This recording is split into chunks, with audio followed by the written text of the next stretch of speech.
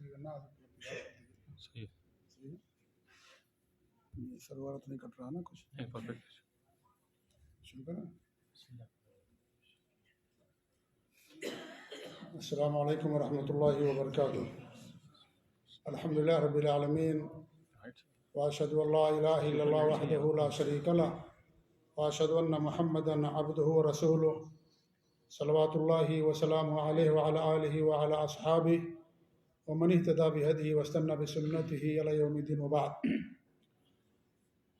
گزشتہ درس میں اللہ رب العالمین کے لیے علو کا اثبات، اس کے تعلق سے دو آیتیں آپ کے سامنے پڑھی گئی تھیں، جن دو آیتوں میں اللہ رب العالمین نے اس بات کو بڑی صراحت کے ساتھ ذکر کیا کہ اللہ رب العالمین کے لیے بلندی ہے، اس کے لیے علو ہے. اللہ تعالیٰ کے لیے جو علو اور بلندی ہے اس کی تین قسمیں ہیں، جیسا کہ اس سے پہلے بھی میں بتا چکا ہوں اور آج پھر دہرا رہا ہوں کہ اللہ رب العالمین کے لیے علو اور بلندی کی تین قسمیں ہیں. ایک قسم یہ ہے جس کو علوی قہر کہا جاتا ہے. اس کا مطلب یہ ہے کہ دنیا میں ہر چیز پر اللہ رب العالمین کا حکم چلتا ہے، اللہ سب پر غالب ہے، ہر چیز پر اللہ رب العالمین کو غلبہ حاصل ہے. ساری چیزیں، تمام مخلوقات اللہ تعالیٰ کے حکم کے تابع ہیں، ماتحت ہیں. یہ ہے علوی قہر کا مطلب. یہ بھی ایک طرح کی بلندی ہے کہ اللہ تعالیٰ ہی کا حکم چلتا ہے. اور دوسرا جو علو ہے وہ یہ ہے علوی قدر. علوی قدر کا مطلب یہ ہے کہ سب سے بڑا حق اگر کسی کا ہے تو اللہ رب العالمین کا ہے، کیونکہ اللہ ہی پوری دنیا کا خالق ہے، وہی مالک ہے، تو اس کی ذات سب سے زیادہ قدر اور منزلت کے اعتبار سے سب پر فوقیت رکھتی ہے. یہ علوی قدر کا مطلب کہ اللہ کے لیے ہی سب سے زیادہ اس کا بڑا حق ہے، اسی کے لیے ہر طرح کا ادب اور احترام ہے سب سے زیادہ، اور سب سے زیادہ اسی کے حکم کی قدر اور منزلت ہے.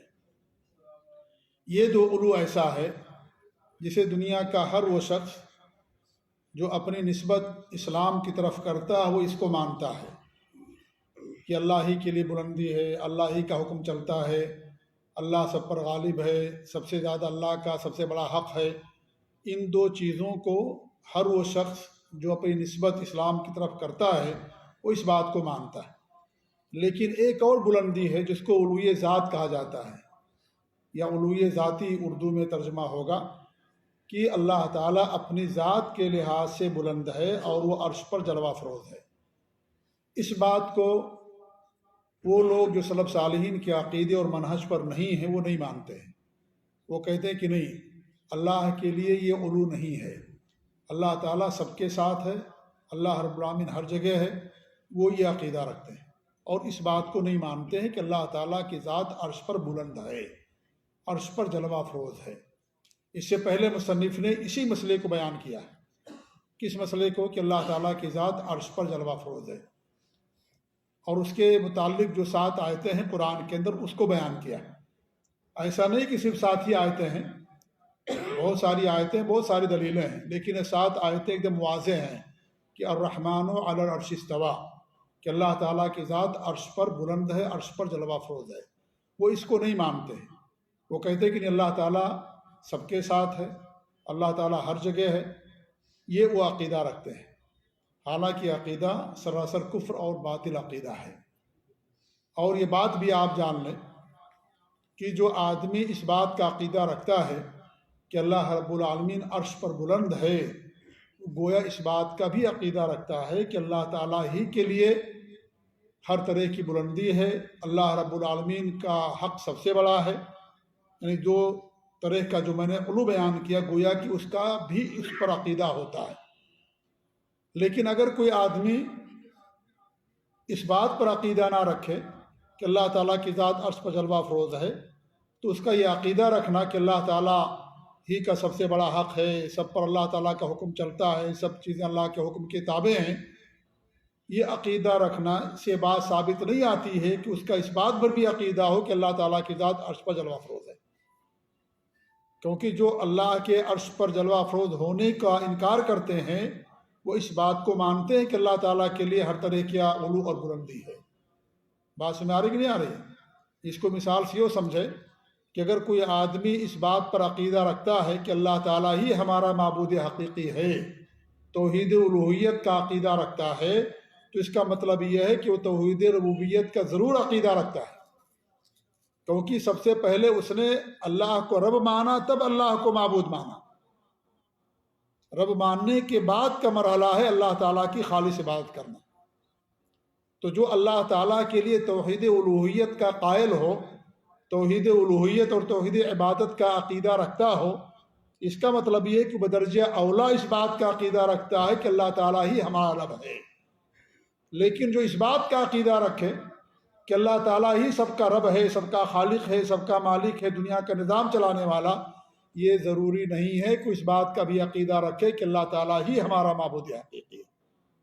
بات سمجھ آئی کہ نہیں سمجھ آئی؟ ہاں، پڑھے لکھے لوگ ہیں بھائی، کتنے دنوں سے درس سن رہے ہیں عقیدے کا۔ یہ کون سی کتاب عقیدہ واسطیہ، جو عقیدے کے باب میں بہت اہم کتاب مانی جاتی، اس سے پہلے کتاب التوحید، کشف الشبہات اور اصول الثلاثہ، اصول الستہ اور بہت ساری امام محمد بن الوہاب رحمۃ اللہ علیہ کی کتابیں جو عقیدے سے متعلق ہے، سب کی شرح میں کر چکا ہوں۔ اب آپ لوگوں کا لیول تھوڑا اونچا ہو گیا ہے کہ نہیں ہے؟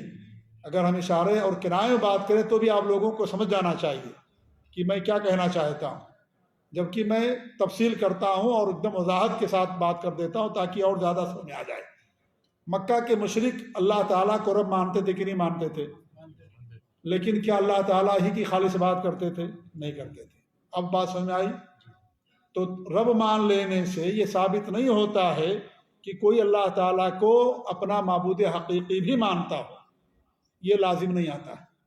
اگرچہ یہ مستلزم ہے، جب آپ نے عقیدہ رکھا کہ اللہ ہی رب ہے، اللہ ہی سب کا خالق مالک ہے، وہی سب کی ضرورتوں کو پوری کرنے والا، وہی ہر نقص سے پاک ہے، وہی سب کچھ دینے والا ہے، وہ کسی کا محتاج نہیں، سب اسی کے محتاج ہیں۔ جب یہ آپ یہ عقیدہ رکھتے ہیں تو یہ بھی آپ کا عقیدہ ہونا چاہیے کہ صرف آپ اللہ ہی کی عبادت کریں۔ اسی لیے کہا جاتا ہے کہ توحید ربوبیت توحید الوہیت کو مستلزم ہے، یعنی یہ لازم کرنے والی، یہ توحید ربوبیت لازم کرنے والی ہے کہ آپ اس بات کا عقیدہ رکھیں کہ اللہ ہی ہمارا معبود حقیقی بھی ہے۔ اور ایک بات یہ کہی جاتی ہے کہ جو توحید الوہیت توحید ربوبیت کو متضمن ہے، متضمن یعنی شامل ہے۔ آپ توحید الوہیت کا عقیدہ رکھتے ہیں، اس کا مطلب یہ ہے کہ آپ توحید ربوبیت کا بھی عقیدہ رکھتے ہیں، یہ اس کو شامل ہے۔ اگر آپ نے بی اے کر لیا تو آپ نے 10ویں اور 12ویں ضرور کر لیا ہوگا، یا 10ویں 12ویں کے بغیر آپ نے بی اے کر لیا، ایسا ہوتا دنیا میں؟ نہیں ہوتا ہے۔ تو توحید ربوبیت پہلی توحید ہے یہ، جسے دنیا کے ہر قسم کے لوگ مانتے تھے، سوائے چند دہریہ سرفرے لوگ جو کہتے ہیں کہ دنیا خود بخود وجود میں آ گئی ہے، ورنہ غیر مسلم بھی مانتے ہیں کہ دنیا کا کوئی نہ کوئی خالق ہے، کوئی نہ کوئی رب ہے۔ مکہ کے مشرک بھی مانتے تھے کہ اللہ تعالیٰ ہی سب کا خالق ہے، اللہ ہی سب کا رب ہے، اللہ کے علاوہ کوئی رب نہیں ہے۔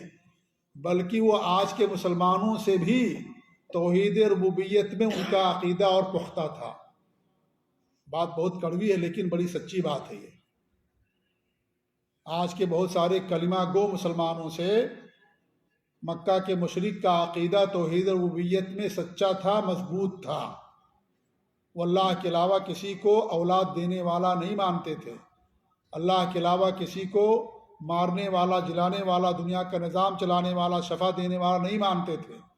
لیکن آج بہت سارے مسلمان اللہ کے علاوہ بھی دوسروں کو اولاد دینے والا مانتے ہیں، ولیوں کو، یا اس طریقے سے پیروں اور فقیروں کو مانتے ہیں کہ فلاں مزار پر فلاں پیر صاحب اولاد دیتے ہیں، فلاں پیر صاحب بگڑی بناتے ہیں، فلاں پیر صاحب جو ہے شفا دیتے ہیں، فلاں پیر صاحب یہ کرتے ہیں۔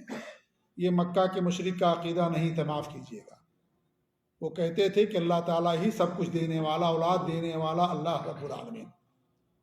بلکہ اس سے بڑھ کر کے جب وہ کسی پریشانی میں آتے تھے تو صرف اللہ کو پکارتے تھے، خوشحالی میں اللہ کے ساتھ دوسروں کو شریک کرتے تھے، لیکن جب پریشانی اور مصیبتوں میں آتے تھے تو صرف اللہ کو پکارتے تھے۔ آج مسلمان خوشحالی میں تو اللہ کو پکار سکتا لیکن پریشانی میں اللہ کو نہیں پکارتا ہے۔ پریشانیوں میں دوسروں کو پکارتا، جبکہ مکہ کے مشرک پریشانیوں میں صرف اللہ کو پکارتے تھے، اللہ کے علاوہ کسی کو نہیں پکارتے تھے۔ تو اس توحید ربوبیت میں وہ آج کے بہت سارے کلمہ گو مسلمانوں سے وہ عقیدے میں ٹھوس اور مضبوط تھے، اللہ کی ربوبیت میں ذرہ برابر شرک نہیں کرتے تھے، جبکہ آج اللہ کی ربوبیت کے اندر بھی شرک ہوتا ہے کہ نہیں ہوتا ہے؟ اللہ کی ربوبیت کے اندر بھی شرک کرتے، مکہ کے مشرک شرک نہیں کرتے تھے، یا اگر کرتے تھے تو چند لوگ تھے جو اس طریقے کی باتیں ان کے یہاں پائی جاتی تھی، ورنہ عمومی طور پر وہ توحید ربوبیت میں اللہ تعالیٰ کے ساتھ شرک نہیں کرتے تھے۔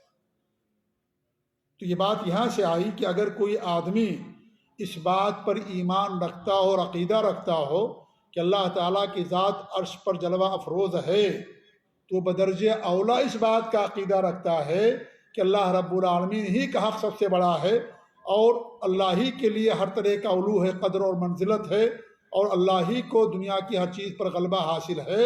اس بات پر بدرجہ اولا وہ عقیدہ رکھتا ہے۔ جیسے کوئی توحید الوہیت کا عقیدہ رکھے تو توحید ربوبیت کا عقیدہ آٹومیٹکلی اس کے اندر پایا جائے گا، کیونکہ وہ بات کا مرحلہ ہے۔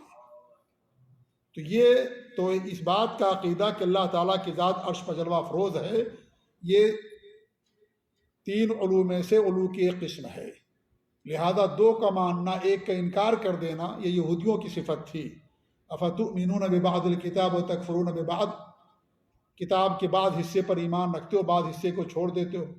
دو طرح کا علو پر تمہارا ایمان ہے، اور ایک علو جسے اللہ رب العالمین نے صراحت کے ساتھ بیان کیا، اور جس کے بارے میں امام القیم رحمۃ اللہ علیہ اپنے استاد شیخ الاسلام مجدد رحمۃ اللہ علیہ سے، ابن تیمیہ رحمۃ اللہ علیہ سے بار بار یہ قول نقل کرتے تھے کہ اس بات کا عقیدہ کہ اللہ تعالیٰ کی ذات عرش پر جلوہ افروز ہے، 1000 سے زیادہ دلیلیں ہیں، اس پر اجماع ہے، قرآن میں، حدیث میں، قیاس، عقل، فطرت، تمام چیزیں اس بات پر دلالت کرتی ہیں کہ اللہ تعالیٰ کی ذات عرش پر جلوہ افروز ہے۔ اس کو نہیں مانتے تم، اور دو طرح کا علو کا تم مانتے ہو، تو ایسے علو کے ماننے سے کوئی فائدہ نہیں ہے، کیونکہ اس علو کا اقرار تو مکہ کے مشرک بھی کرتے تھے کہ اللہ ہی تعالیٰ کا حکم چلتا، اللہ ہی کے حکم سے ہوائیں چلتی ہیں، اللہ ہی کا حکم سب پر غالب ہے، اس کا اقرار تو مکہ کے مشرک بھی کیا کرتے تھے۔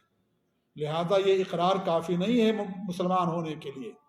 اس لیے ہمارے بھی نے کیا کہا تھا اس خاتون سے، لونڈی سے، عاتقہ فإنہا مومنہ، اسے آزاد کر دو، مومن ہے۔ جب آپ نے سوال کیا کہ اللہ کہاں، تو اس نے کہا کہ اللہ اوپر ہے، آسمانوں کے اوپر، تو ہمارے بھی نے کہا کہ اس کو آزاد کر دو، مومنہ ہے۔ مومن ہونے کے لیے عقیدہ رکھنا ضروری ہے کہ اللہ تعالیٰ کی ذات عرش پر بلند ہے۔ یہ کافی نہیں ہے کہ اللہ تعالیٰ کا حکم سب پر چلتا ہے، اللہ ہی مارنے والا ہے، اللہ کا سب پر غلبہ حاصل غالب ہے، اللہ ہی کا سب سے بڑا حق ہے۔ نہیں، یہ ماننے سے یہ کافی نہیں ہوگا جب تک کہ آپ یہ نہیں مانیں گے کہ اللہ تعالیٰ کی ذات عرش پر جلوہ افروز ہے۔ تو اللہ رب العالمین کے لیے علو ہے، ہر طرح کی بلندی ہے، کیونکہ یہ کمال ہے یہ، اور ہر طرح کا کمال اللہ ہی اس کا حق رکھتا ہے۔ تو اس سے پہلے 2 آیتیں آپ کے سامنے پیش کی گئی تھیں اللہ تعالیٰ کے علو اور بلندی کے تعلق سے۔ آج 4 آیتیں پڑھیں گے انشاءاللہ، اور جن میں یہ بات اور یہ عقیدے کو اللہ رب العالمین نے بیان کیا، اور آگے پھر معیت کا ذکر آئے گا، معیت کا انشاءاللہ جب اس کا وقت آئے گا درس، تو انشاءاللہ اس بات کی ہم شرح آپ کے سامنے کریں گے۔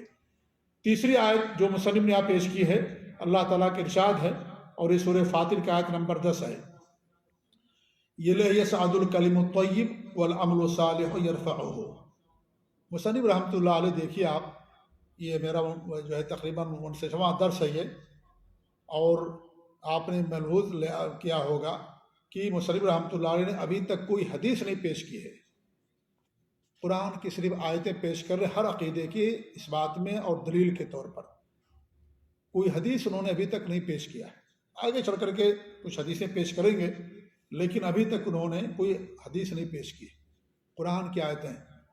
اور اس لیے انہوں نے ایسا کیا کہ جب تم قرآن پر ماننے کا دعویٰ کرتے ہو کہ قرآن پر ہمارا ایمان ہے، اللہ کے کلام پر ایمان ہے، تو قرآن میں سارے عقیدے بیان کیے گئے، تم اس پر ایمان کے آخر کیوں نہیں رکھتے ہو؟ حدیث اگر پیش کر دیں گے تو کہیں گے یہ حدیث واحد ہے، نہیں مانتے حدیث واحد کو، عقیدے میں حدیث واحد نہیں چلتی، یہ عقیدہ گڑھ لیا کن لوگوں نے، جو ہے عقل پرست لوگ تھے، معتزلہ تھے، جن کے ہاں عقل ہی معیار ہے، حدیث معیار نہیں ہیں، عقل جو کہے اسی کو جو برحق سمجھتے تھے، تو کہتے تھے عقیدے میں ایک حدیث واحد نہیں مانیں گے ہم. حدیث واحد یعنی جس کے روایت کرنے والے ایک صحابی ہوں، ایک آدمی، اس کو ہم نہیں مانیں گے. اس لیے انہوں نے حدیثیں نہیں بیان کی کہ تمہارا جو فارمولہ ہے، چلو تمہارے فارمولے ہی پر ہم صرف قرآن کی آیتیں پیش کر رہے ہیں تمہارے سامنے. جب تم ایمان رکھتے ہو، کہتے ہو کہ ہم قرآن کو مانتے ہو، لاؤ قرآن دلیل، یہ ساری دلیلیں قرآن سے میں دے رہا ہوں، کیوں نہیں مانتے ہو آپ؟ حدیث اگر پیش کرتے تو کہتے بھائی تو حدیث واحد ہم نہیں مانیں گے، یہ حدیث ضعیف ہے، اس کا معنی یہ ہے، اس کا مطلب یہ ہے، اس کا کسی نے یہ معنی بیان کیا، ہم اس کو نہیں مانیں گے. اس لیے مصنف رحمۃ اللہ علیہ نے الزاماً کہ جب تمہارا ایمان اور عقیدہ ہے تو قرآن میں ساری باتیں بیان ہوئی ہیں، اس پر تم ایمان آخر کیوں نہیں رکھتے. اس لیے مصنف رحمۃ اللہ نے آیتیں پیش کیا. اس کا مطلب یہ نہیں کہ حدیث کی ان کی اہمیت نہیں ہے. امام مجدد تھے ابن تیمیہ رحمۃ اللہ علیہ، سب سے زیادہ انہوں نے جو دفاع کیا ہے حدیث کا، سنت کا، صحابہ کا دفاع کیا ہے انہوں نے. اور اس طریقے سے جو ان کے زمانے میں فرقے تھے جو اسلام کے نام پر بنے تھے، جو سلف صالحین کے عقیدے اور منہج کو نہ ماننے والے، اشاعرہ، ماتریدیہ اور اس طریقے صوفیہ اور جہمیہ اور معتزلہ، اکیلے چومکھی لڑائی انہوں نے سب سے لڑی امام ابن تیمیہ رحمۃ اللہ علیہ. اکیلے سب کا دفاع کیا ابن تیمیہ رحمۃ اللہ علیہ. جی ہاں، اس لیے ان کو مجدد کا لقب دیا گیا امام ابن تیمیہ رحمۃ اللہ علیہ کو. جی ہاں، تو اس لیے انہوں نے صرف آیتیں پیش کی ہیں الزاماً کہ جب تمہارا ایمان ہے تو ان باتوں پر بھی ایمان رکھو، کیونکہ قرآن میں اللہ نے بیان کیا ہے. اگر تم پر ایمان میں اور اپنے دعوے میں سچے ہو تو، اور اگر سچے نہیں ہو تو انسان جو بھی کچھ کرے. تو اس سے پہلے دو آیتیں پیش کی گئی. تیسری آیت یہاں پر یہ ہے سورہ فاطر کی، یصعد الکلم الطیب، اللہ ہی کی طرف پاکیزہ کلمات چڑھتے ہیں. صعود مانے چڑھنا. چلنا کہاں سے ہوتا ہے؟ نیچے سے اوپر کی طرف کو چڑھنا کہا جاتا ہے کہ نہیں؟ اوپر سے نیچے آنے کو اترنا کہا جاتا ہے. اسی لیے اللہ رب العالمین نے قرآن کے بارے میں کیا فرمایا کہ اللہ نے قرآن کو نازل کیا، کیونکہ قرآن اوپر سے آیا ہے. لوح محفوظ سے اللہ نے اس کو آسمان دنیا پر بھیجا رمضان کے مہینے میں، اور پھر وہاں سے 23 سالہ دور میں قرآن نازل ہوتا رہا. ایسا نہیں کہ پورا قرآن ایک بار دنیا میں نازل ہو گیا، نہیں، آسمان دنیا پر ایک مرتبہ اللہ نے اس کو نازل کر دیا. پھر وہاں سے 23 سالہ دور میں جبریل امین اللہ کے حکم کے مطابق آیتیں اور صورتیں لے کر کے اترتے رہے. تو اوپر سے نیچے آنے کو نزول کہا جاتا ہے، نیچے سے اوپر جانے کو عروج اور صعود. عروج ارجا مانے چڑھنا، صعود مانے بھی چڑھنا.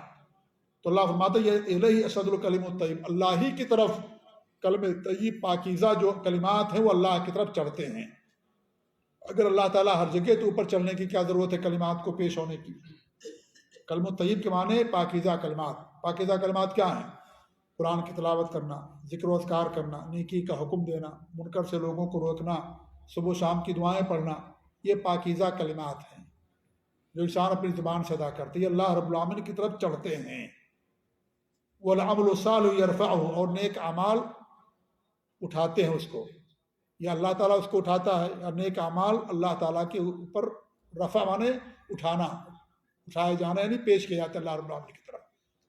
تو یہاں پر دو باتیں، ایک تو انسان کی زبان کی جو عبادتیں ہیں وہ بھی اوپر چڑھتی ہیں، وہ بھی عبادات ہیں، اور دوسرے آپ کا عمل، آپ نماز پڑھتے ہیں، روزہ رکھتے ہیں، حج کرتے ہیں، زکوٰۃ دیتے ہیں، آپ جو عمل کرتے ہیں، کیونکہ انسان زبان سے بھی عمل کرتا ہے، زبان کی بھی عبادت ہوتی ہے، دل کی عبادتیں ہوتی ہیں جن کو قلبی عبادات کہا جاتا ہے، مالی عبادات ہیں، مال، اور ایسے ہی عمل، آپ جو عمل کرتے ہیں، آپ کا یہاں بیٹھنا، درس کا سننا ایک عمل ہے.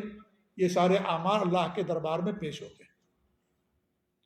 اگر اللہ تعالیٰ ہر جگہ ہے جیسا کہ یہ صوفیہ اور بدعقیدہ لوگوں کا عقیدہ ہے، تو پھر اعمال کو پیش کرنے کی کیا ضرورت ہے اللہ کے پاس؟ اور بلند اور پاکیزہ کلمات اوپر اٹھانے کی کیا ضرورت تھی؟ اس کا مطلب یہ کہ اللہ تعالیٰ اوپر ہے، ہر جگہ اللہ رب العالمین نہیں ہے. بات تو واضح ہوئی نا؟ آگے چلیے. چوتھی آیت یہاں پر پیش کی ہے مصنف رحمۃ اللہ علیہ سورہ غافر کی، جس کو سورہ المومن بھی کہا جاتا ہے. یا حامان ابن لی صرحا لعلی ابلغ الاسباب اسباب السماوات فاطلع الى الہ موسیٰ وانی لاظنہ کاذبا. یہ فرعون کے بارے میں اللہ فرماتا ہے کہ فرعون نے کیا اپنے وزیر حامان سے، جو اس کا وزیر تھا، میرے لیے سرح بناؤ، سرح کہتے ہیں اونچے محل کو، لعلی ابلغ الاسباب، تاکہ میں اس پر چڑھ کر کے ان دروازوں تک پہنچ سکوں، اسباب السماوات، جو آسمانوں کے دروازے ہیں، فاطلع الی الہ موسیٰ، تو میں جا کر کے موسیٰ کے معبود کو جھانک کر کے دیکھ لوں، وَإِنِّي لَأَظُنُّهُ كَاذِبًا، اور میں موسیٰ کو جھوٹا سمجھ رہا ہوں۔ جس نے کہا یہ فرعون نے کیا کہا کہ میرے لیے محل بناؤ، ایسا محل جو آسمانوں تک پہنچائے، وہاں پہنچوں میں آسمانوں پر اور وہاں دیکھوں موسیٰ کے معبود کو۔ اس کو کیسے معلوم ہوا کہ موسیٰ کا معبود اوپر ہے؟ موسیٰ علیہ السلام نے اس کو بتایا کہ ہمارا رب آسمانوں کے اوپر ہے، ہمارا خالق، ہمارا معبود آسمانوں کے اوپر ہے۔ تو اس نے کہا اپنے حامان سے، وزیر سے، میرے لیے محل بناؤ اونچا، میں جا کر کے جھانک کر کے آؤں موسیٰ کے رب کو جو اوپر ہے۔ اس کا ایک معنی تو یہ بیان کیا گیا ہے، اور دوسرا معنی یہ بیان کیا گیا ہے کہ موسیٰ کی یہ فرعون کی بھی فطرت یہ کہتی تھی کہ اگر رب ہوگا تو اوپر ہوگا، اگرچہ اپنے آپ کو بھی جھوٹا رب کہا کرتا تھا، اسی لیے کہا کہ بناؤ، میں جا کر کے دیکھ کر کے اوپر آتا ہوں۔ اور پھر لوگوں کو یہ باور کرانے کے لیے کہ یہ بات غلط ہے، کیا اس نے کہا وَإِنِّي لَأَظُنُّهُ كَاذِبًا، میں ان کو جھوٹا سمجھتا ہوں، اپنی رعایا کو اور اپنے ماتحت کے لوگوں کو مطمئن کرنے کے لیے کہ میں اسے جھوٹا سمجھتا ہوں، حالانکہ وہ یقینی طور پر جھوٹا نہیں سمجھتا تھا، بلکہ خود اللہ رب العالمین نے قرآن کریم کے اندر بیان کیا وَجَحْدُوا بِهَا وَاسْتَيْقَنَتْهَا أَنفُسُهُمْ ظُلْمًا وَعُلُوًّا، کہ لوگوں نے انکار تو کیا اللہ تعالیٰ کی آیتوں کا، لیکن انہیں یقین تھا، ان کے دلوں میں یقین تھا کہ یہ سب آیتیں اللہ تعالیٰ کی طرف سے ہیں، لیکن اس کے باوجود بھی ظلماً اور اس طریقے سے تکبر کے طور پر انہوں نے اللہ تعالیٰ کا انکار کیا، اللہ تعالیٰ کی آیتوں کو انکار کیا، حالانکہ اس کا ماننا تھا، دل میں مانتا تھا، لیکن زبانی طور پر اپنی رعایا کو مطمئن کرنے کے لیے یہ بات کہا کرتا تھا، ورنہ وہ لوگ اس بات کو دل سے مانتے تھے کہ یہ سب آیتیں اللہ کی طرف سے ہیں، نشانیاں سب اللہ تعالیٰ کی ہیں، اللہ ہی سب کا رب ہے، وہی سب کا خالق ہے، وہی سب کا مالک ہے، میں تو کچھ نہیں ہوں۔ اس کا دل بھی مانتا تھا، لوگوں کے دل بھی اس بات پر یقین کرتے تھے، لیکن وہ ظلم اور تکبر اور غرور اور گھمنڈ میں اس بات کو نہیں مانتا تھا، ورنہ دل میں تھا اس کے یہ۔ اور یہ اللہ رب العالمین نے بیان کیا، دوسری آیت کے اندر بھی اللہ نے بیان کیا کہ لَقَدْ عَلِمْتَ مَا أَنزَلَ هَؤُلَاءِ إِلَّا رَبُّ السَّمَاوَاتِ وَالْأَرْضِ بَصَائِرَ، کہ موسیٰ علیہ السلام نے کہا فرعون سے، تو جانتا اس بات کو کہ ان آیتوں کو آسمانوں اور زمینوں کے رب کا علاوہ کسی اور نے نہیں نازل کیا ہے، اسی نے نازل کیا ہے نصیحت کے طور پر، بصیرت کے طور پر۔ تو مانتا ہے اس بات کو، جانتا ہے، تیرا دل کہتا ہے، لیکن اس کے باوجود بھی تو تکبر میں، غرور گھمنڈ میں اس بات کا دعویٰ کرتا ہے کہ میں ہی لوگوں کا رب۔ تو ایک معنی تو یہ بیان کیا گیا کہ اس کی فطرت یہ کہتی تھی کہ موسیٰ کا رب اوپر ہوگا، اسی لیے اس نے کہا حامان سے، وزیر سے، کہ میرے لیے محل بناؤ تاکہ میں جا کر کے اوپر دیکھ کر کے آؤں موسیٰ کے رب کو، موسیٰ کے معبود کو۔ تو اپنی فطرت کے مطابق اس نے یہ بات کہی۔ دوسری بات یہ کہ موسیٰ علیہ السلام نے یہ بتایا کہ میرا رب اللہ رب العالمین اوپر ہے، اسی لیے تمام نبیوں کا دین یہ تھا کہ اللہ رب العالمین کی ذات ہر جگہ نہیں، اللہ تعالیٰ کی ذات عرش پر بلند ہے، کیونکہ عقیدے کا معاملہ، عقیدے کے اندر نسخ نہیں ہوا ہے، تمام نبیوں کا عقیدہ ایک تھا۔ اخلاق میں بھی تمام انبیاء کا جو اخلاق تھا وہ تمام شریعتوں کے اندر بھی بلند اخلاق وہی تھے، اس لیے ہمارے نے کیا فرمایا، وہ استمم مکارم الاخلاق، مکارم اخلاق کی تکمیل کے لیے بھی میری بعثت ہوئی ہے۔ اور آپ نے فرمایا کہ پرانے نبوت کی چیزوں میں سے جو چیز انسانوں کو ملی وہ کیا ہے کہ شرم کرنا، اذا لم تستحی فاصنع ما شئت، اگر تمہارے پاس حیا اور شرم نہیں ہے تو جو چاہو تم کرو۔ تو یہ جو اخلاق ہیں، کردار کی باتیں ہیں، بلند اخلاق ہیں، یہ تمام نبیوں کی شریعتوں کے اندر تھیں۔ ایسی عقیدہ کن چیزوں کے اندر فرق ہوتا تھا؟ عبادات کے اندر، کہ آپ اللہ تعالیٰ کی کیسے بات کریں گے، نماز کتنے وقت کی پڑھیں گے، کتنی رکعت پڑھیں گے، نماز کے اندر کیا پڑھیں گے، وضو کیسے آپ نے کرنا ہے، ان سب مسائل کے اندر شریعتوں میں اختلاف ہوتا تھا۔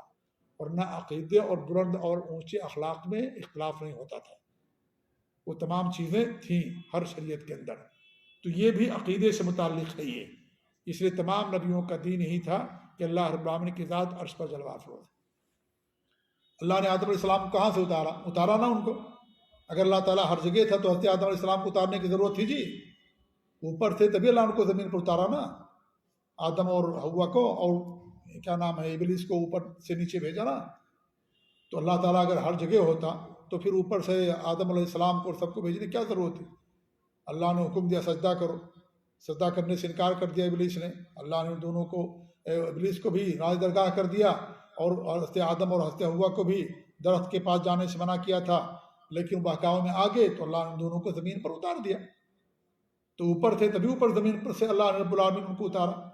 تو یہ ساری باتیں اس بات کی دلیلیں ہیں کہ اللہ رب العالمین کی ذات عرش پر جلوہ افروز ہے، عرش پر بلند ہے، اللہ تعالیٰ کی ذات ہر جگہ نہیں ہے۔ تو یہ جو سورہ غافر کی آیت نمبر 36 اور 37 ہے، اس میں بھی اس بات کی دلیل موجود ہے واضح طور پر کہ اللہ رب العالمین کی ذات کہاں ہے؟ عرش پر جلوہ افروز ہے، عرش پر بلند ہے۔ ٹھیک ہے، یہ 4 آیتیں ہو گئیں۔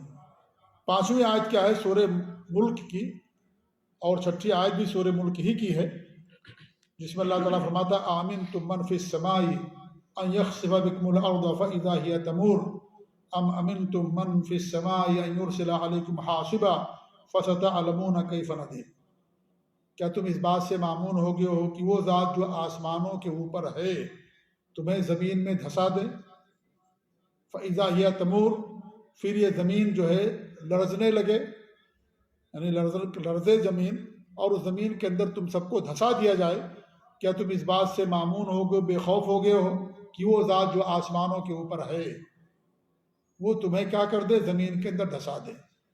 یعنی اگر تم اللہ پر ایمان نہیں لاؤ گے، اللہ کی آیتوں پر ایمان نہیں لاؤ گے، تو تم کو بھی عذاب پہنچ سکتا ہے، اللہ تعالیٰ تمہیں بھی زمین کے اندر دھسا سکتا ہے، جیسے سابقہ قوموں کو، سابقہ امتوں کو اللہ نے عذاب دیا نبی اور رسول کی تکذیب کی بنا پر، اللہ پر ایمان لانے کی بنا پر۔ اللہ نے 4 طرح کے عذاب بھیجے دنیا کے اندر۔ ایک عذاب تھا زمین میں دھسانے کا، اور ایک عذاب تھا پانی کا، اور ایک عذاب تھا اوپر سے بجلی اور کڑک کا، یہ بھی اللہ رب العالمین نے عذاب بھیجا، اور بجلی کا نام ہے پتھر کی بارش کا، اور چوتھا عذاب تھا بجلی اور کڑک کا۔ یہ 4 عذاب اللہ رب العالمین نے سابقہ امتوں کو بھیجے۔ تو ان میں سے 2 عذاب کا ذکر اللہ رب العالمین اس آیت کے اندر کیا۔ پہلی آیت میں زمین میں دھسانے کا ذکر ہے کہ اگر تم اللہ پر ایمان نہیں لاؤ گے تو کیا تم اس بات سے مامون ہو گئے ہو، بے خوف ہو گئے ہو، تمہیں ڈر نہیں لگتا ہے، تمہارے دلوں کے اندر خوف نہیں ہے کہ اللہ رب العالمین تمہیں زمین کے اندر دھسا دے، جیسے سابقہ امتوں کو اللہ نے زمین کے اندر دھسا دیا جب وہ اللہ پر ایمان نہیں لائے؟ تم کیوں آخر اس بات سے مامون ہو گئے ہو، بے خوف ہو گئے ہو؟ تو یہاں پر اللہ نے کیا فرمایا؟ آمنتم من فی السماء۔ یہاں پر فی کا معنی علی کا ہے، علی کے معنی ہوتے ہیں اوپر کے، عربی زبان کے اندر فی علی کے معنی میں آتا ہے۔ اسے ہم نہیں کہیں کہ اللہ تعالیٰ آسمان میں ہے، نہیں، یہ نہیں کہا جائے گا۔ فی السماء کا ترجمہ ہوگا آسمانوں کے اوپر، جیسے اللہ رب العالمین نے قرآن کریم کے اندر بیان فرمایا فرعون کے بارے میں کہ کیا وہ آیت ہے؟ لَأُصَلِّبَنَّكُمْ فِي جُذُوعِ النَّخْلِ، جو کھجور ہے اس کے تنے میں تم لوگوں کو سولی پر چڑھاؤں گا۔ تو اگر کسی کو سولی دی جاتی ہے، کیسے سولی دی جاتی ہے؟ درخت کے اندر یا درخت کے اوپر اس کو کیا جاتا ہے؟ اس کے اوپر کیا جاتا ہے، ٹھیک ہے؟ تو یہاں پر فی علی کے معنی میں اوپر۔ تو قرآن میں جہاں بھی امام ابن کثیر رحمۃ اللہ نے بیان کیا ہے کہ جہاں اللہ نے بیان کیا فی السماء، وہاں فی کا معنی میں نہیں ہے، وہاں فی علی کے معنی میں ہے کہ نہیں، وہ ذات جو آسمانوں کے اوپر ہے۔ اس لیے میں نے ترجمہ کیا تھا کہ وہ جو حدیث معاویہ بن حکم السلمی کی، ہمارے بھی جب پوچھا اس خاتون لوڈی سے کہ این اللہ، اللہ تعالیٰ کہاں، تو اس نے کیا کہا؟ اللہ فی السماء۔ اس کا ترجمہ نہیں کہ اللہ تعالیٰ آسمانوں میں ہے، بہت سارے لوگ ترجمہ یہ کر دیتے، ترجمہ صحیح نہیں ہے۔ یہ کرنا چاہیے کہ اللہ تعالیٰ آسمانوں کے اوپر ہے، فی کا معنی علی کے ہوتے ہیں، یہاں پر فی علی کا معنی ہے، ٹھیک ہے؟ تو یہ یہاں پر جو فی ہے اس کا معنی علی، بلندی، کہ اللہ تعالیٰ آسمانوں کے اوپر۔ تو اللہ فرماتا ہے کیا تم اس بات سے بے خوف ہو گئے ہو کہ اللہ رب العالمین تمہیں زمین کے اندر دھسا دے اگر تم ایمان نہیں لاؤ گے؟ پھر اللہ نے آگے کیا بیان کیا، ام امن تم من فی السماء، یا تم اس بات سے بے خوف ہو گئے ہو کہ وہ ذات جو آسمانوں کے اوپر ہے، ان یرسل علیکم حاصبا، کہ تمہارے اوپر پتھروں کی بارش کر دے۔ اللہ نے پتھروں کی بارش بھی کی بہت ساری قوموں کے اوپر، اور اس کے ذریعے سے ان کو ہلاک و برباد کر دیا گیا جب وہ لوگ ایمان نہیں لے کر آئے۔ فَسَتَعْلَمُونَ كَيْفَ نَذِيرٌ، تب تمہیں معلوم ہوگا کہ ہمارا ڈرانا کیسا تھا، یہ ہمارے ڈرانے والے کیسے تھے۔ نذیر مانے ڈرانے والا، یعنی مراد یہاں پر نبی ہے کہ جو نبی تمہیں ڈرانے کے لیے بھیجا گیا، تم نے اس کی بات نہیں مانی، تم اسے جھوٹا سمجھتے ہو، جب تمہیں یہ عذاب آئے گا تب تم کو سمجھ میں آئے گا کہ ہاں وہ سچے تھے، اور جو ہم سے بتاتے تھے وہ باتیں سچی تھیں، ہمیں ان پر ایمان لے آنا چاہیے تھا۔ جیسے فرعون ایمان لے کر کے آیا آخری وقت میں، لیکن اس وقت ایمان لانے سے کوئی فائدہ نہیں ہوگا۔ ایمان کے ایک وقت متعین ہے، توبے کا وقت متعین ہے، اس وقت کے آنے سے پہلے انسان کو توبہ کرنا۔ اگر اس وقت آ جانے کے بعد انسان توبہ کرے گا، جھانکنے کا عالم ہے، روح نکلنے والی ہے، تو اسی صورت میں اگر وہ توبہ کرے گا تو اس توبے کا کوئی اعتبار نہیں ہوگا۔ اللہ جو ڈھیل دی تھی وہ ڈھیل کا وقت نکل گیا۔ وہ سب ہوتا نا، وقت دیا جاتا نا بھائی، کتنے وقت تک آپ لوگ اپنے پیپر صحیح کر لو، اتنے وقت تک آپ یہ کام کر لو، یا اتنے وقت تک آپ کو یہ کام کرنے کی مہلت دی جاتی ہے، اس وقت کے اندر انسان کرتا ہے۔ اگر وقت نکل گیا تو پھر وہ چانس انسان کھو بیٹھتا ہے۔ تو اللہ نے وقت دیا، سب کو مہلت دی ہے، جھانکنے سے یعنی روح نکلنے کا جب وقت آتا ہے اس وقت سے پہلے تک اللہ نے ہم کو موقع دیا ہے کہ انسان توبہ کر لے۔ اگر وقت آ گیا، روح نکلنے کا وقت آ گیا، نزا کا عالم آ گیا، تو اسی صورت میں انسان توبہ بھی کرے گا، اس کی توبہ قبول نہیں ہوگی۔ اللہ لمبی مدت ہم کو دی ہے، اس لیے ہمیں آخری وقت کا انتظار نہیں کرنا چاہیے کہ چلو ہم بعد میں توبہ کر لیں گے، جیسے ہمارے یہاں لوگ کرتے ہیں۔ حج کرنے کا حج فرض ہو گیا ہے لیکن حج کرنے نہیں آتے ہیں، بعد میں حج کریں گے۔ کب کریں گے؟ جب 70-80 سال کے ہو جائیں گے تب حج کریں گے آ کر کے۔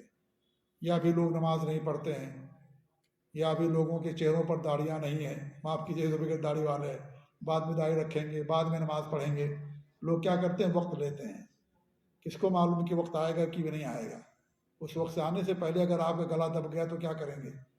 ہماری زندگی 2 سانسوں کے درمیان ہے، بس ایک سانس جو چل رہی ہے اور دوسری سانس روک دی گئی، خلاص زندگی ختم، ساری کہانی ختم ہو جائے گی۔ ایک سانس رک گئی، ایک سانس چل رہی ہے، جب تک سانس چل رہی جب تک آپ ہیں، اور جس دن سانس رک گئی خلاص زندگی ہماری ختم ہو گئی۔ اس لیے کسی شاعر نے کہا کہ آدمی کیا بھروسہ ہے زندگانی کا، آدمی بلبلا ہے پانی کا۔ بلبلا سمجھتے ہیں نا؟ کتنی دیر رہتا ہے بلبلا؟ 10 گھنٹے 20 گھنٹے، سیکنڈ بھی نہیں رہتا ہے وہ۔ وہی انسان کی زندگی کا ہے، اتنا بھی گارنٹی نہیں ہے ہماری زندگی کی، بلبلے کے برابر بھی گارنٹی نہیں ہے۔ کب کس کی موت آ جائے، کب اس کا پروانہ آ جائے، کب اللہ کا حکم آ جائے، کب انسان کو دنیا جانا پڑے۔ انسان دین کے لیے، عبادت کے لیے، توبہ کرنے کے لیے تو وقت متعین کرتا ہے، کیونکہ وقت نہیں ہوا ہے، لیکن دنیا کے لیے نہیں۔ 15 سال کا تبھی سے کمانے کی اس کو فکر لاحق ہو جاتی ہے، کیا کماؤں، کیسے مالدار بنوں، فکر لاحق نہیں کہتا کہ بھی بہت لمبی عمر پڑی ہے ہمارے سامنے، بھائی لمبی زندگی پڑی بھی کیا کمانا، ابھی تو لڑکپن ہے، کھیل لوں کود لوں نہیں، اسی وقت سے سوچنے لگتا ہے، اور ایسا سبجیکٹ لیتا ہے جس میں زیادہ انسان کو پیسہ ملے، ایسے انسان پڑھائی پڑھنا چاہتا ہے جس میں انسان کو زیادہ پیسہ ملے۔ تو انسان 15 سال کا ہے، 10 سال کا بچہ ہے، اس کو فکر ہے، لیکن دین کی فکر نہیں ہے، توبے کی فکر نہیں ہے، خالص ایمان کی، خالص توحید کی انسان کو فکر نہیں ہے۔ تو انسان کی زندگی کا کوئی بھروسہ نہیں، کب اللہ تعالیٰ کی طرف سے بلاوا آ جائے، کب انسان دنیا سے چلا جائے، کوچ کر جائے، انسان کو نہیں پتہ۔ کتنی اچانک موت ہو رہی ہے، ہٹا کھٹا انسان تندرست ہے، اور جو ہے ڈاکٹر کے پاس گیا، کہہ رہا سینے میں درد ہو رہا، راستے ہی میں اس کی موت ہو گئی۔ کتنے نوجوان، ابھی تک تو یہ ہارٹ اٹیک جو ہے یہ مالداروں کی بیماری تھی، لیکن کینسر اور ہارٹ اٹیک جو مالدار ہوتے تھے ان کی بیماری تھی، ان کا مرض تھا کہتے تھے، غریبوں کو بیماری لائق نہیں ہوتی تھی۔ غریب لوگ بیچارے دبلے پتلے، ان کو چربی ہی نہیں ہوتی تھی، جس میں تو کہتے تھے چربی جب زیادہ ہوتی انسان موٹا ہوتا ہے تب ہارٹ اٹیک کی بیماری ہوتی ہے۔ اب تو 50 کلو کا وزن، 45 کلو کے وزن کے لوگوں کو بھی ہارٹ اٹیک آ جاتا ہے۔ آتا کہ نہیں آتا بھائی؟ آتا نہیں؟ کینسر ہوتا ہے کہ نہیں ہوتا ہے؟ ہو جاتا، پتہ نہیں چلتا انسان کو، اندر سے انسان کا جسم کھوکھلا ہو چکا ہوتا ہے۔ جیسے آپ باہر سے لیتے ہیں سیب بہت اچھا لگ رہا ہے، آپ کاٹتے ہیں اندر سڑا رہتا ہے، ایسے انسان کا جسم ہو گیا ہے، اندر سے ایک دم تندرست، بہت خوبصورت تندرست سب کچھ ٹھیک ٹھاک، لیکن جب وہ ڈاکٹر جو ہے چیک کرتا ہے اور سب فحوصات اور ساری چیزیں چیک کی جاتی ہے، خون وغیرہ ساری چیزیں، تو پتہ چلتا ہے کہ انسان کو کینسر ہے، اور کینسر آخری اسٹیج میں آ گیا ہے، خلاص اب علاج نہیں ہو سکتا اس کا، پتہ ہی نہیں چلا انسان کو۔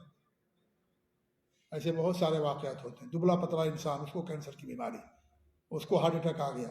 تو پہلے یہ بیماریاں مالداروں کی ہوتی تھیں، کیونکہ ان کے پاس زیادہ ٹینشن رہتا تھا، مال بہت ہے، کھاتے پیتے گھرانے کے، خوب موٹے تکڑے ہیں ایک دم، چربی چڑھ گئی سینے کے اوپر، ان کو ہارٹ اٹیک ہوتا تھا، ویسا نہیں ہے۔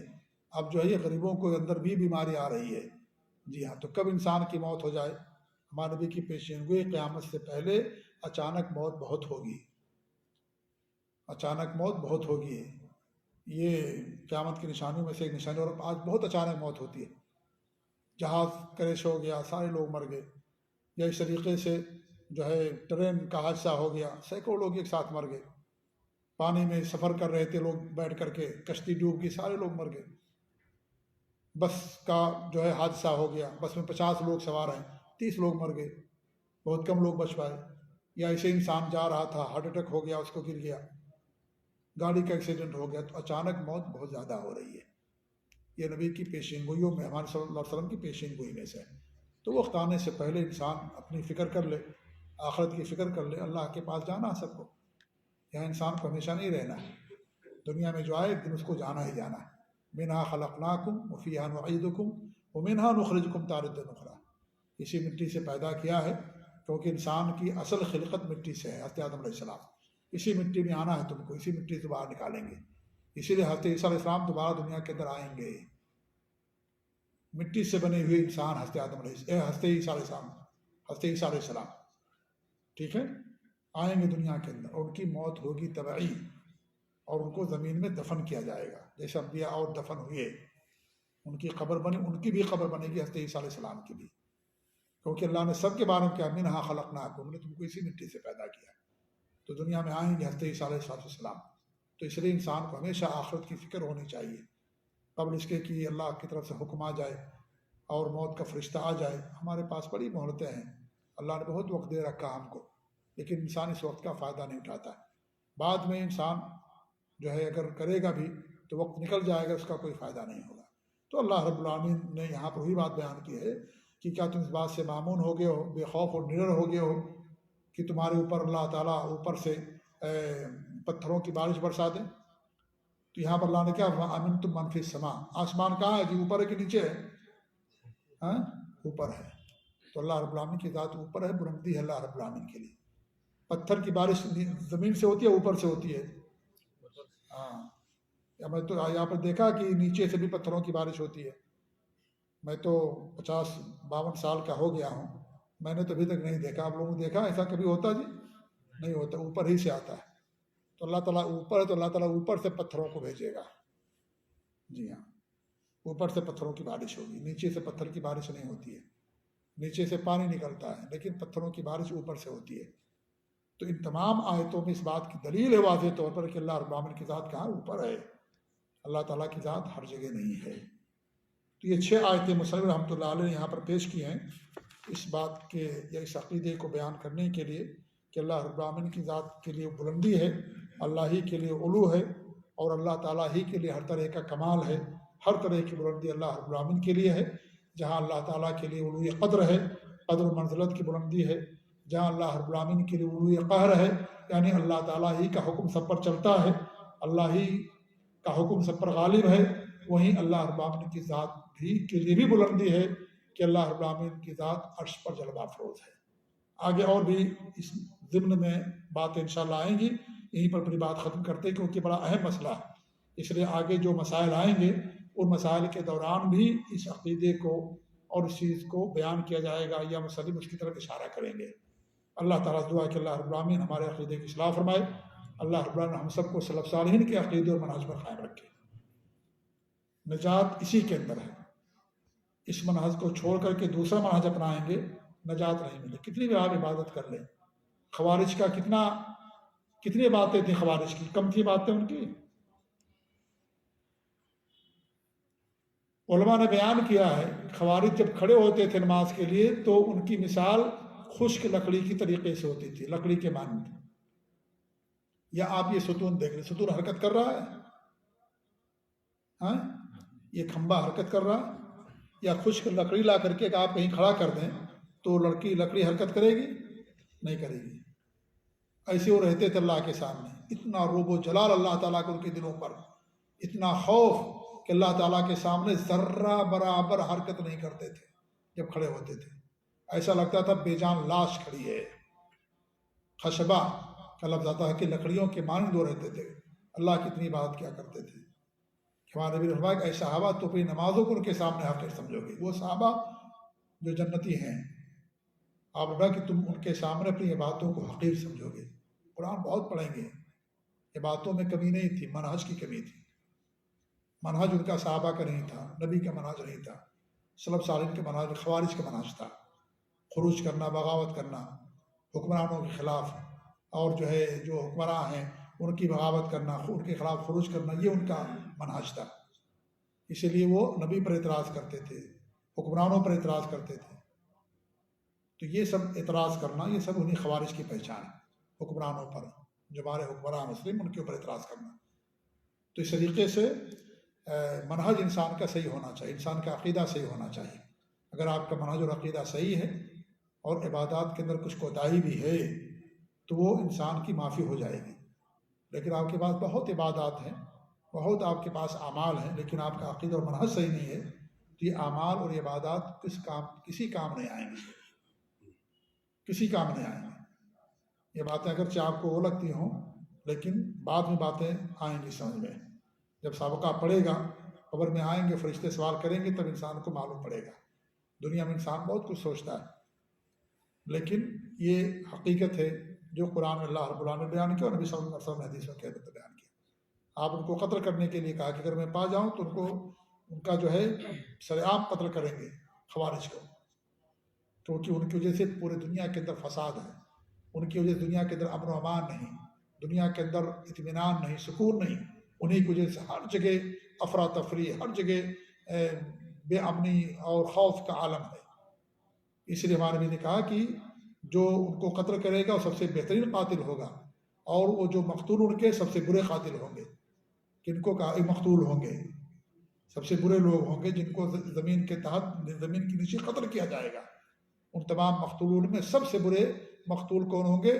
خوارج کا عقیدہ رکھنے والے، جن کو قتل کیا جائے گا. کہا کہ لاب و اہل نار ہے، جہنم کے کتے ہیں یہ. لہذا انسان کو اپنا منہج صحیح کرنا چاہیے، درست کرنا چاہیے. سلف صالحین کے عقیدے و منہج پر انسان کو قائم رہنا چاہیے. اللہ تعالیٰ دعا ہے کہ اللہ رب العالمین ہمیں ہر طرح کی بدعقیدگی سے اور برے منہج سے اللہ تعالیٰ ہم سب کو محفوظ رکھے. آمین رب العالمین. جزاکم اللہ خیر.